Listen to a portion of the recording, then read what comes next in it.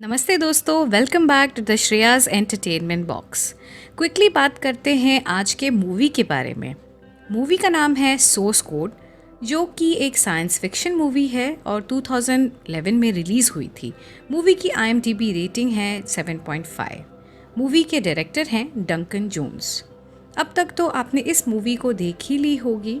अगर नहीं देखी तो इस एक्सप्लेनेशन द्वारा मैं कोशिश करूँगी सिंपल और शॉर्ट तरीके से मूवी को समझा सकूँ। सो प्लीज़ अंत तक ज़रूर देखें। आगे बढ़ने से पहले जस्ट टू रिमाइंड यू, आप मुझे इंस्टाग्राम और फेसबुक पेज पर भी फॉलो कर सकते हैं। लिंक डिस्क्रिप्शन बॉक्स में अवेलेबल है। मूवी की शुरुआत होती है एक ट्रेन से, जिसमें एक आदमी की अचानक आंखें खुलती है और ट्रेन में सभी लोगों को बड़े हैरान परेशान होकर देखने लगता है, जैसे उसे कुछ समझ ना आ रहा हो। उसके सामने एक लड़की बैठी थी जो कहती है, शॉन, मैंने तुम्हारा एडवाइस मान लिया है और अपनी जॉब छोड़ दी है।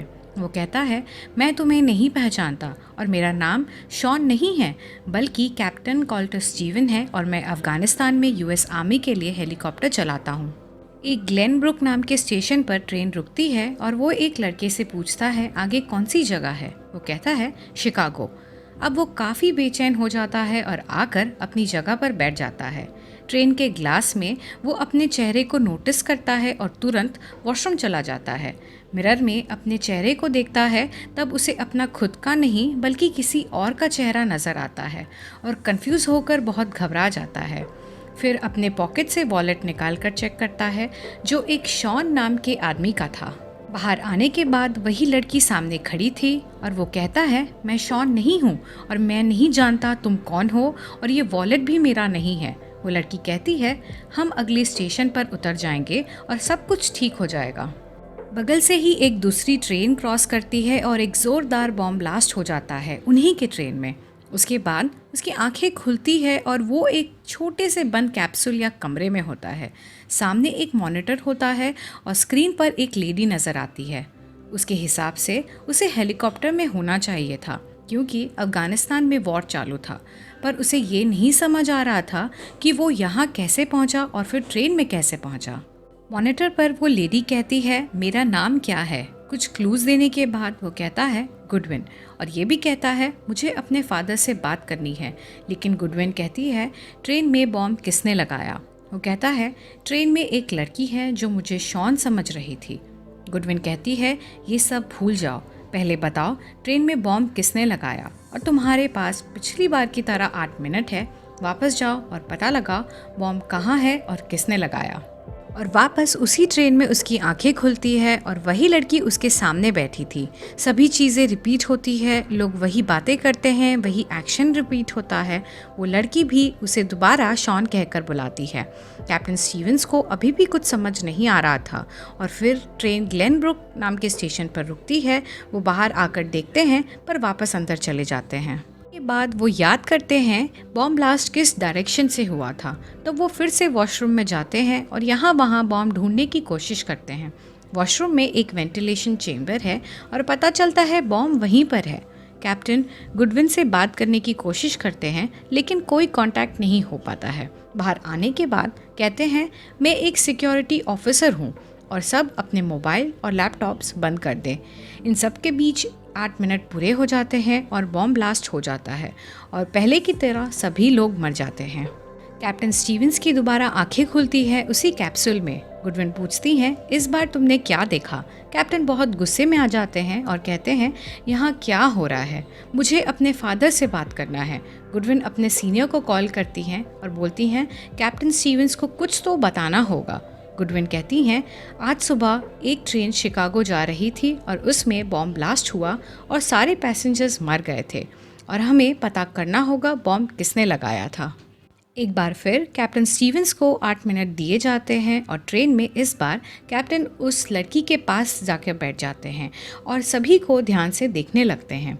कैप्टन को एक आदमी पर शक होता है, इसलिए उस लड़की को साथ लेकर ग्लेनब्रुक स्टेशन पर उतर जाते हैं। उस आदमी का पीछा करने के बाद उन दोनों के बीच हाथापाई भी हो जाती है और कैप्टन रेलवे ट्रैक पर गिर जाते हैं और ट्रेन उन्हें मार देती है और दोबारा कैप्टन स्टीवंस उसी कैप्सूल में पहुंच जाते हैं। दोस्तों, अब यहाँ हमें मूवी के कॉन्सेप्ट के बारे में कुछ क्लैरिटी मिलेगी। कैप्टन स्टीवंस इस बार सोर्स कोड के प्रोग्राम हेड से बात होती है। हमें पता चलता है सोर्स कोड दरअसल एक ऐसा प्रोग्राम है कि किसी इंसान के मरने के 8 मिनट पहले की सारी यादें उसके दिमाग में स्टोर हो जाता है और इस प्रोग्राम में एक मरे हुए इंसान का दिमाग एक दूसरे इंसान के शरीर में लगाया जाता है, जिसकी मदद से एक दूसरी नई दुनिया का निर्माण होता है। और सोर्स कोड प्रोग्राम की मदद से जो भी घटना उस इंसान के मरने के 8 मिनट पहले तक घटी थी, वो इन्फॉर्मेशन ये लोग हासिल कर सकते हैं। खैर, अब कैप्टन स्टीवंस कहते हैं कि उन्होंने उस लड़की को बचा लिया था। तब गुडविन पूछती है उस लड़की का नाम क्या है और पता चलता है उसका नाम क्रिस्टीना वॉरेन है, जो आज सुबह ट्रेन ब्लास्ट में मर चुकी है। लेकिन कैप्टन फिर से कहते हैं मैंने क्रिस्टीना को बचा लिया था, हम ट्रेन से उतर गए थे। तब बताया जाता है ये प्रोग्राम कोई टाइम ट्रैवल नहीं है, बस टाइम रीअसाइनमेंट है, यानी कि बस दिमाग के मेमोरी को इस्तेमाल करके इंफॉर्मेशन निकाला जा सकता है। और बताया जाता है शिकागो सिटी में एक दूसरा अटैक होने वाला है और इसलिए बिना समय बर्बाद किए बॉम्ब प्लान करने वाले इंसान को ढूंढना पड़ेगा। कैप्टन स्टीवंस दोबारा ट्रेन में आ जाते हैं और क्रिस्टीना से पूछते हैं तुम्हारे फ़ोन में इंटरनेट है, और कहते हैं मेरे एक दोस्त के बारे में पता लगाने के लिए जिसका नाम है captain Colter Stevens. Basically Stevens अपने बारे में ही जानकारी लेना चाह रहे थे कि आखिर वो बार बार ज़िंदा कैसे हो रहे हैं, कभी ट्रेन में तो कभी उस कैप्सूल में कैसे पहुंच जाते हैं। ट्रेन में ऊपर के फ्लोर पर जाकर कैप्टन स्टीवंस एक लेडी से फ़ोन मांगते हैं और सोर्स कोड प्रोग्राम के हेड डॉक्टर रटलेज को कॉल करते हैं। ऑपरेटर बोलती है थोड़े समय के लिए इंतज़ार कीजिए, हम आपकी बात करवाते हैं। और तब क्रिस्टीना आ जाती है और कहती है तुम्हारा दोस्त इस दुनिया में नहीं रहा, 2 महीने पहले ही मर चुका है। कैप्टन स्टीवंस को लगता है ये किसी और के बारे में बता रही है, लेकिन क्रिस्टीना कहती है ये सही है और उसके फादर का नाम, डिपार्टमेंट, रैंक और बाकी सब डिटेल्स बताती है। कैप्टन स्टीवंस ये सुनकर और कंफ्यूज हो जाते हैं और फिर से बॉम्ब ब्लास्ट हो जाता है। कैप्टन स्टीवंस पूछते हैं मैं ज़िंदा हूँ कि नहीं। गुडविन कहती है इस वक्त ये ज़रूरी नहीं है, जो मिशन दिया है पहले उसे कंप्लीट करना है, नहीं तो लाखों लोगों की जान चली जाएगी। कैप्टन स्टीवंस कहते हैं मेरे लिए ये जानना ज़रूरी है कि मैं ज़िंदा हूँ या नहीं। एक सोल्जर दूसरे सोल्जर से पूछ रहा है तो बताओ मैं ज़िंदा हूँ या नहीं। गुडविन कहती है तुम्हारे दिमाग का कुछ % ही जिंदा है। कैप्टन कहते हैं मैं अपने हाथ पैर चलते हुए देख सकता हूँ। गुडविन कहती है ये बस तुम्हारी दिमागी कल्पना है। कैप्टन स्टीवन से अब डॉक्टर रटलेज बात करते हैं। कैप्टन कहते हैं मैंने ट्रेन में ब्लास्ट होने से पहले कॉल भी किया था। डॉक्टर रटलेज कहते हैं तुमने कॉल तो किया होगा, लेकिन वो कॉल मुझे नहीं आया बल्कि किसी और को किया होगा, क्योंकि ये रियल दुनिया नहीं है, बस तुम्हारा इमेजिनेशन है। कैप्टन कहते हैं ये प्रोग्राम लीगल नहीं हो सकता है। तब डॉक्टर रटलेज कहते हैं ये प्रोग्राम लीगल है और मिलिट्री कोर्ट ने इस प्रोग्राम को सैंक्शन किया है और इस तरह से अपने देश की सेवा करने का मौका सभी सोल्जर्स चाहते हैं और तुम्हें ये मौका मिल रहा है। कैप्टन कहते हैं आप कितने बार जंग में गए हैं? किसी सोल्जर को अपने देश के लिए एक बार मरना भी काफ़ी होता है। डॉक्टर रटलेज कहते हैं तुम पहले मिशन पूरा कर लो, फिर उसके बाद तुम्हें मरने दिया जाएगा, क्योंकि कैप्टन स्टीवंस इस जंग में बार बार मर रहे थे। उसके बाद कई बार कैप्टन स्टीवंस ट्रेन में जाते हैं, लेकिन उन्हें बॉम्बर का कोई पता नहीं चलता और कहते हैं मेरे से अब नहीं होगा।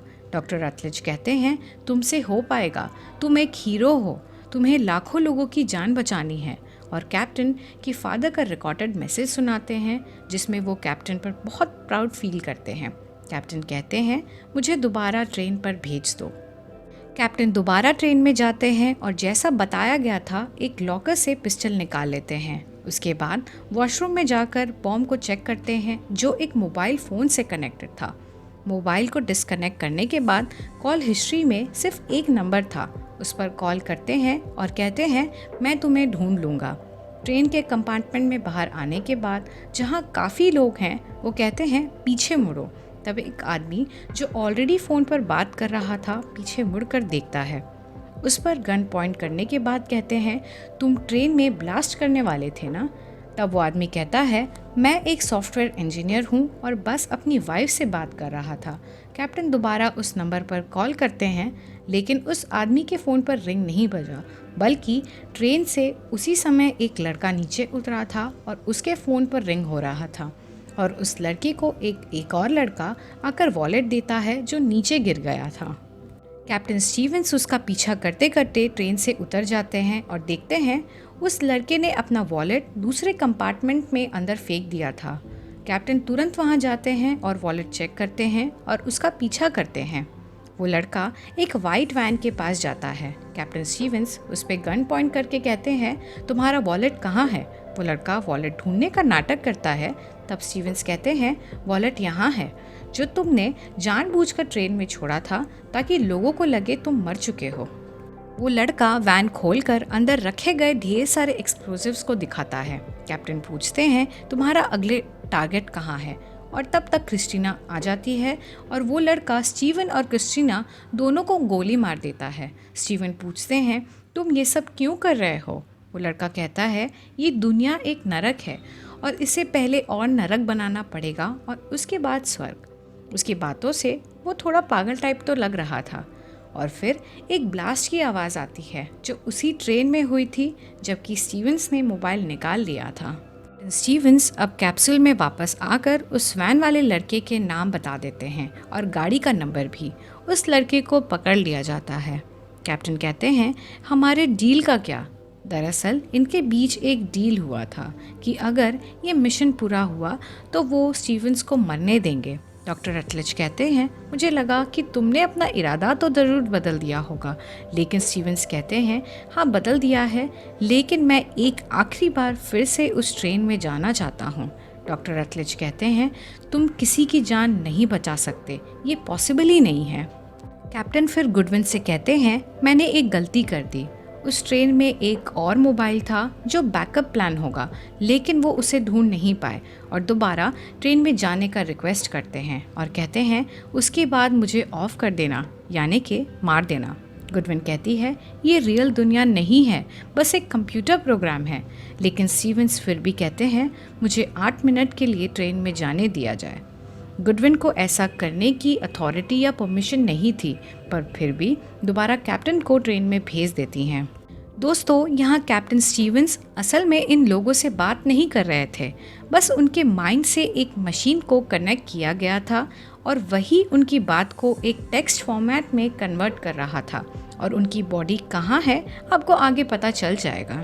स्टीवंस दोबारा ट्रेन में जाते हैं और बॉम्ब के पास से दोनों मोबाइल फ़ोन्स निकाल लेते हैं और टीसी के पास से एक हथकड़ी लेकर उस लड़के को रॉड से बांध देते हैं और उसी के फ़ोन से पुलिस को कॉल करके कहते हैं, मैंने 2 बॉम्ब लगाए हैं और दोनों के लोकेशन बता देते हैं। और उसी फ़ोन से अपने फादर को कॉल करते हैं, लेकिन कैप्टन स्टीवंस बनकर नहीं, बट शॉन बनकर, क्योंकि वो मर चुके हैं। और उसके बाद गुडविन को भी मैसेज करते हैं। उसमें लिखा है, हम दोनों ने मिलकर उस बॉम्ब ब्लास्ट को होने से रोक लिया है। गुडविन डॉक्टर रटलेज के कमरे में जाती है और न्यूज़ में वही खबर थी, बॉम्ब ब्लास्ट को होने से रोक लिया गया है और अपराधी को पकड़ लिया गया है। उसके बाद दिखाया जाता है, डॉक्टर रटलेज कहते हैं, किसी एक दिन सोर्स कोड को इस्तेमाल करेंगे जो पहली बार होगा। और जो कुछ भी एक्सपेरिमेंट अब तक हमने देखा दोस्तों, वो एक्चुअल में हुआ ही नहीं था। गुडविन फिर एक चेंबर में चली जाती हैं और फाइनली हमें दिखाया जाता है कैप्टन स्टीवंस को, जिनको एक मशीन से कनेक्ट करके सिर्फ उनके दिमाग को ज़िंदा रखा गया है। मैसेज में आगे ये लिखा था कि आप लोगों ने अपने इमेजिनेशन से भी ज़्यादा अच्छा काम किया है। सिर्फ 8 मिनट ही नहीं, पूरी एक नई दुनिया ही बना दी है। और अगर मैं सही हूँ तो सोर्स कोड फैसिलिटी में एक कैप्टन कॉल्टर स्टीवंस हैं जो मिशन पे जाने का वेट कर रहे हैं और प्रॉमिस करने को कहते हैं कि जब भी उसे मिशन पे भेजा जाए तो जब ज़रूरी कहना सब ठीक हो जाएगा।